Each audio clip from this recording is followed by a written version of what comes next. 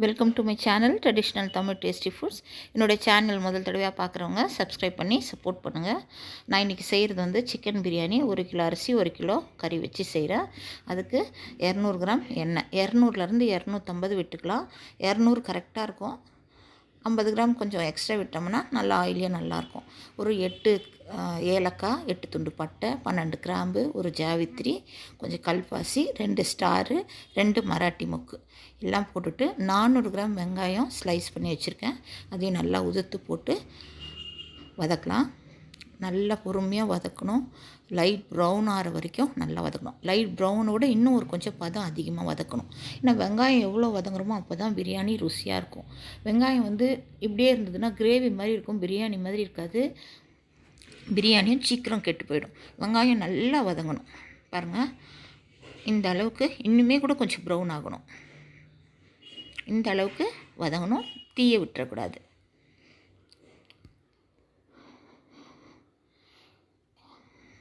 இந்த மாதிரி வெங்காயம் நல்லா வதங்கி வரும்போது நான் இப்போ தான் அரைச்சேன் இஞ்சி பூண்டு.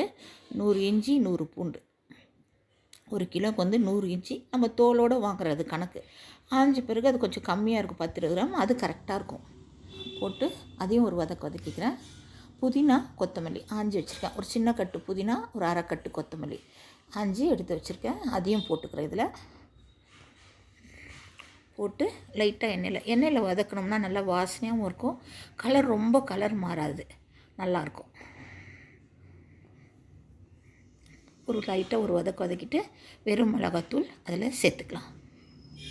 நான் ஒரு 1.5 டேபிள் ஸ்பூன் வெறும் மிளகாத்தூள் சேர்க்குறேன். கணக்கு பார்த்திங்கன்னா 1 கிலோ பிரியாணிக்கு வந்து 10லேருந்து 15 கிராம் மிளகாத்தூள். இது அவ்வளோதான் இருக்கும். இது அதையும் போட்டு ஒரு வதக்கிட்டு 400 கிராம் தக்காளி, ஒரு 6 பச்சை மிளகாய் 2ஆக கீறியிருக்கேன், கொஞ்சமாக வெட்டியிருக்கேன் தக்காளி, அதையும் போட்டு வதக்கிக்கலாம். தக்காளி நான் ரொம்ப வதங்க விட மாட்டேன். எனக்கு கொஞ்சம் தக்காளியாக இருந்தால் நல்லாயிருக்கும், பிரியாணி பார்க்க நல்லாயிருக்கும். இல்லை கறி வந்து கோழிக்கறி கழுவி வடிகட்டி எடுத்து வச்சுருக்கேன். அதையும் இதில் சேர்த்துக்கிறேன். தேவையான அளவு கல் உப்பு, இந்த கறிக்கு தேவையான அளவு உப்பு அப்புறம் பார்த்து போட்டுக்கலாம். அதையும் கொஞ்சம் நேரம் இந்த தக்காளி மிளகாத்தூளோடலாம் வதக்கலாம். இப்போ தயிர் 200 ml தயிர், அதையும் அதில் எடுத்து வச்சுருக்கேன். அதையும் அதில் சேர்த்துக்கலாம். இப்போ தயிர்லேருந்து கொஞ்சம் தண்ணி, கறியிலேருந்து தக்காளியிலேருந்துலாம் தண்ணி வரும். கறி வந்து ஒரு 10 நிமிஷம் வேகட்டும். நல்லா உப்பு காரம்லாம் நல்லா பிடிக்கும். வச்சு மூடி போட்டு கொஞ்சம் நேரம் வச்சிடலாம். பார்த்துக்கணும், அடி பிடிச்சிடக்கூடாது. பாருங்கள், இந்த மாதிரி கறி இப்போவே வந்து பார்த்திங்கன்னா பாதி வெந்திருக்கு. நல்லா உப்பு காரம்லாம் நல்லா பிடிச்சிருக்கும் கறியில். இப்போ சாப்பாட்டுக்கு தேவையான அளவு தண்ணியை ஆட் பண்ணிக்கலாம். நான் 6 டம்ளர் அரிசி எடுத்துருக்கிறேன். அதனால் 9 டம்ளர் தண்ணி எடுத்து வச்சுருக்கேன். அளந்து எடுத்து வச்சுருக்கேன். அதை ஊற்றிக்கிறேன். இதில் ஊற்றிட்டு நல்லா கிளறிட்டு உப்பு காரெல்லாம் பார்த்துட்டு ஒரு மூடி போட்டு வைக்கலாம். கொதிக்கட்டும்.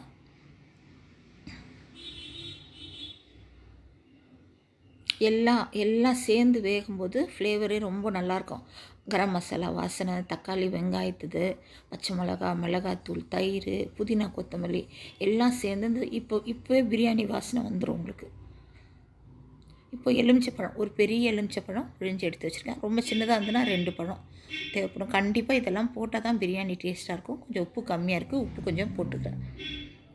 எப்போவுமே வந்து தண்ணியில் வந்து புளிப்பு, உப்பு, காரம் வந்து கொஞ்சம் தூக்கலாக இருக்கணும். அப்போ தான் சாதம் வெந்து வரும்போது பிரியாணி கரெக்ட் டேஸ்ட்டில் இருக்கும். நான் பிரியாணி ரொம்ப வருஷமாக செய்கிறேன். எப்போவுமே நல்லா வரும் பிரியாணி. அரிசி வந்து சமைக்கிறதுக்கு முன்னாடி, நான் அடுப்பில் பாத்திரம் வைக்கிறதுக்கு முன்னாடியே அரிசி கழுவி ஊற வச்சுருவேன். அப்போ தான் பாஸ்மதி அரிசி சாஃப்டாக வெந்து வரும். இல்லைன்னா வந்து விரையாக இருக்கும், சாதம் காணாது, சாதம் சாஃப்டாகவும் இருக்காது. அதை ஊற வச்சுருக்கேன். அதை நல்லா வடிச்சிட்டு போடணும், தண்ணியோடு போடக்கூடாது. ஏன்னா தண்ணி மிஞ்சிரும். அப்புறமா போட்டு ஒரு கடலாம். ஒரு 5 நிமிஷம் மூடி வைக்கலாம், அடி பிடிச்சிடக்கூடாது. பாருங்கள், சாதம் சாஃப்டாக கொஞ்சம் குக் ஆகட்டும். இன்னும் கொஞ்சம் தண்ணி, ஒரு 5 நிமிஷத்துலலாம் இந்த தண்ணியெல்லாம் அது வந்து ரைஸ் வந்து இழுத்துரும். பாருங்கள், இப்படி கொதக்குன்னு இப்படி கொதிக்கும். அரிசியும் சாதமும் மட்டும் சமமாக வரும்போது நம்ம தம் போட்டுற வேண்டியது தான். இப்போ பார்த்திங்கன்னா ஒரு 75% சாதம் குக் ஆகிடுச்சு.